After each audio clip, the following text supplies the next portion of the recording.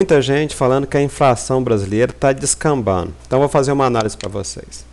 Olha lá, esse cara que mandou fez um comentário. Sapoi, eu tenho 22 anos. Inflação é decorrente da expansão monetária. Ponto. As políticas soltas durante o ano de eleição criaram, em primeiro momento, um pequeno boom. Bom, isso aqui é verdade, tá? Um pequeno boom. Mas ele quer falar que a inflação é decorrente exclusivamente da expansão monetária, o que é uma grande mentira, eu vou mostrar para vocês. Tomamos o goró, verdade, agora veio a tontura. É médio.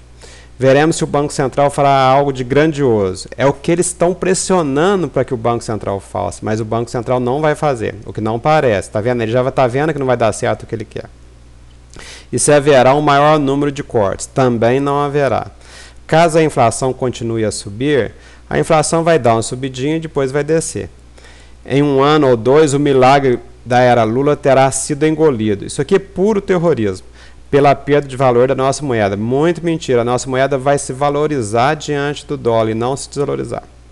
E quando começarmos a importar a inflação americana, então vocês vejam que ao mesmo tempo que ele fala que a inflação só tem uma causa, que é a expansão monetária, ele fala que importar a inflação americana. Então, o cara, é engraçado que eles mesmos se desmentem. A torcida deles contra o atual sistema é tão grande que eles mesmos caem em contradição.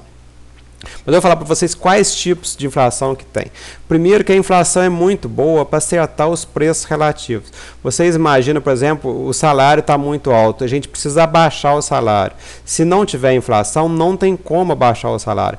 Então a inflação ela é boa porque ela abaixa alguns preços e aumenta outros. Só dela deixar parado alguns preços que precisa cair, os outros subindo já tem uma queda relativa. Então a inflação ela tem uma importância vital na economia de um país. É muito importante que se tenha inflação.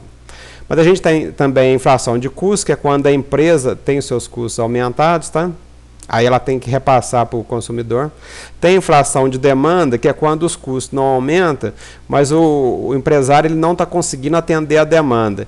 Então ele pode investir mais ou aumentar o preço. De cara, ele pega e aumenta o preço, que vai aumentar o lucro dele. Então essa tal da inflação de demanda é quando o pessoal fala que o PIB está crescendo além do PIB potencial. Tem a inflação do pleno emprego, que é mais ou menos o que está acontecendo agora. Se você emprega todo mundo, não tem mais quem ser contratado, então não tem como produzir mais. Então, logicamente, vai dar uma inflação. Tá? O empresário, ao invés de aumentar a produção, ele vai aumentar o preço. Tem a expansão monetária, tá? Que é o que os Estados Unidos está fazendo lá agora, vai dar inflação nos Estados Unidos. Tem a expansão do crédito, que é o que está ocorrendo no Brasil, só que agora o governo deu uma segurada no crédito, né? Aumentou muito o ano passado, esse ano deu uma segurada. Tem a inflação de gastos do governo, tá? Que foi o que ele fez para combater aquela crise de 2008. Tem a inflação importada, que foi aquela que ocorreu quando o mundo estava com medo do PT, quando o Lula foi ganhar, o câmbio brasileiro chegou a 4,50, então nós tivemos uma inflação importada, vou mostrar para vocês daqui a pouquinho. E tem principalmente a inflação causada por uma dívida externa impagável, que foi o caso da Alemanha depois da Primeira Guerra Mundial e do Brasil depois do milagre econômico. Nós pegamos dinheiro emprestado a juros flutuantes e quem determinava a taxa de juros era o próprio credor. Então é uma tamanha insensatez que jogou a gente numa hiperinflação, mas que não vai voltar. E depois da hiperinflação existe a inflação inercial, que é por causa da inflação alta, todo mundo indexa os preços e acaba que a inflação se transforma em inflação inercial. Então vocês vejam que a inflação por expansão da base monetária é apenas um dos tipos de inflação, tem muitos outros. Mas o mercado financeiro quer vender para a gente que a inflação é um grande monstro que tem que ser combatida a qualquer custo, mas não é assim. Qual que é a minha tese? Se a inflação fosse ruim, ela não existiria. Se existe inflação é porque alguém está ganhando com ela. Quem que ganha?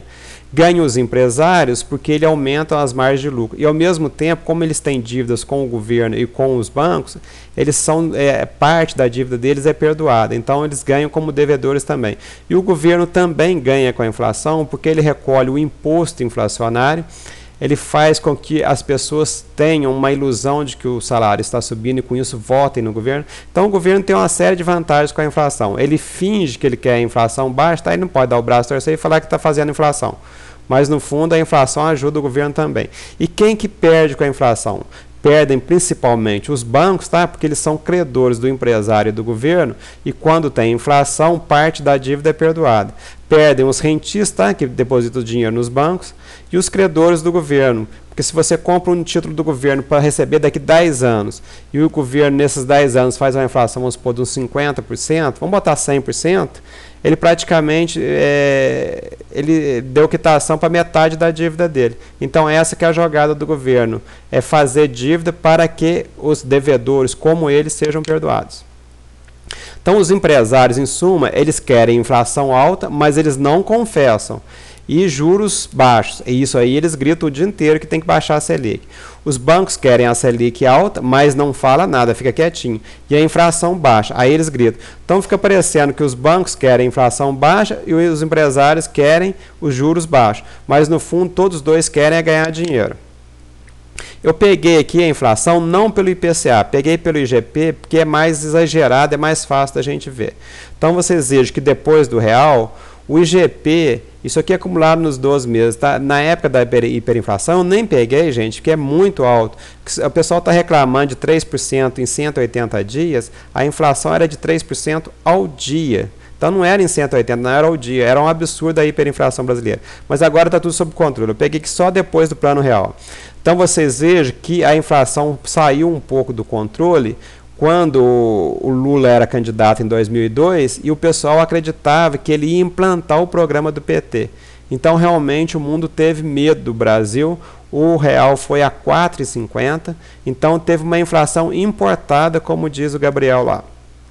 Só que depois o que aconteceu? O Lula implantou o programa do PSDB. Então, se o próprio PT não seguiu o seu programa, hoje o mundo não teme mais o Brasil. Só o PSOL hoje seria capaz de implantar o programa do PT no Brasil, acredito.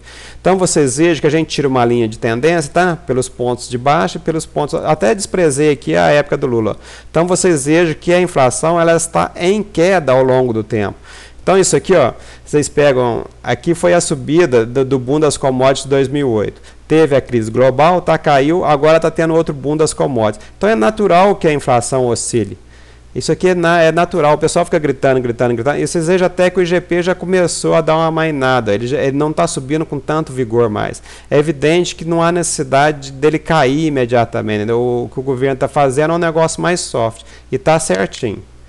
Então, como que se combate a inflação?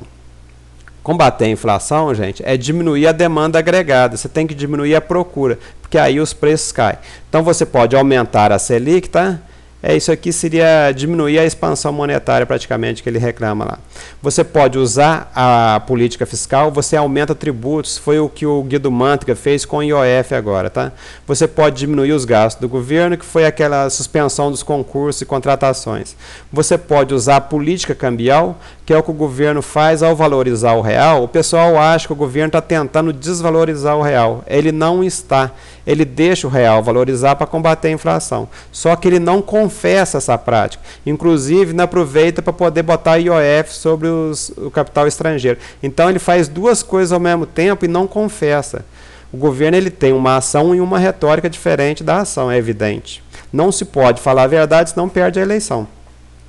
E as tais das medidas macroprudenciais. Então você aumenta o compulsório, cria barreira aos empréstimos, limita prazo. Então com essas 4 políticas, o governo combate a inflação. Mas o que o pessoal do mercado financeiro quer? Quer que use exclusivamente a Selic. Porque aí a Selic fica muito alta, eles ganham dinheiro com isso. Essa que é a jogada do mercado financeiro. Falou, moçada?